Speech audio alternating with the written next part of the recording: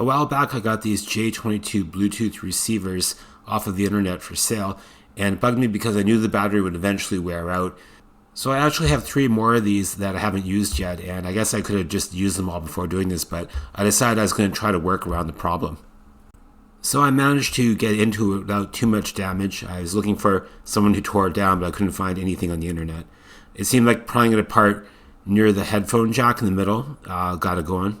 What you can see here is the battery is 3.7 volts, and in terms of AAA's, like I was planning on using, that's like 3 AAA's, because depending on how charged AAA's are, it's either about 3.6 to 4.5 volts, right?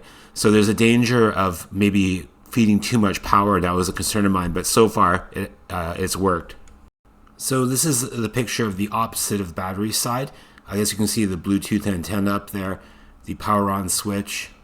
I think there's a microphone on the right hand side.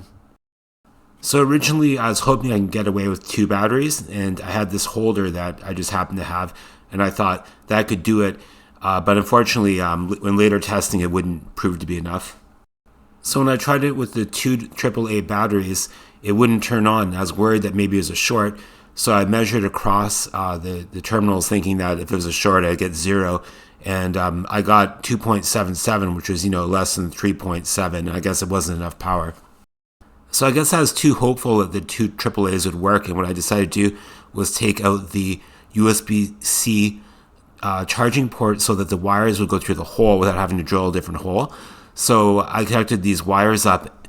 Also, I was thinking about it the night before, and it occurred to me I had these light pucks, and I had to take it apart a bit to know that it was such that it was a battery pack without the circuit board. In this case, I had another one that did have a circuit board that had traces to make the connections, but this one functions pretty well independently.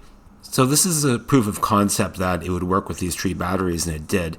And the other unit is, I guess, in an idle state, and it wasn't pulling enough power to make a difference, but it did work.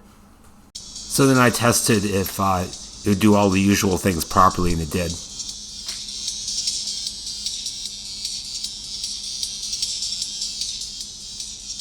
So it was hard enough getting it all back together. Originally I thought I'd screw the bottom into the plastic, and that might have been a better idea, but really it's just held together by glue gun glue, and there's a lot of it. And there's 2 tabs in the back of the battery pack that I wanted to sort of shield by having some glue gun glue there. But anyway, that's just holding it together, and I'm hoping if I just don't pull on it, it'll be okay.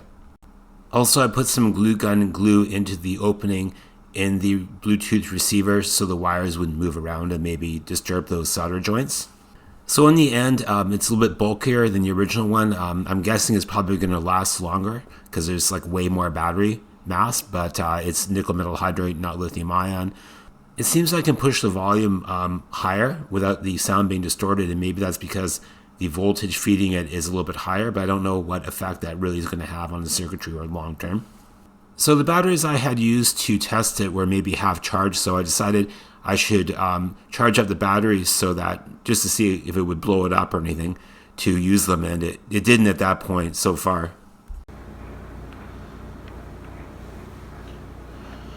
Okay, this better not blow up. I should also mention that the battery used to be chargeable through connecting up USB. I removed that port, so there's no issue here, but if that port was still there and I tried to do that, it might start a fire or something. I don't know exactly what it would do.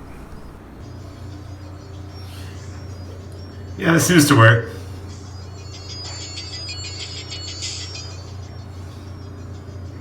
So I had 2 of these, and they're used in a former infrared sort of automation thing that I did. That's another YouTube video.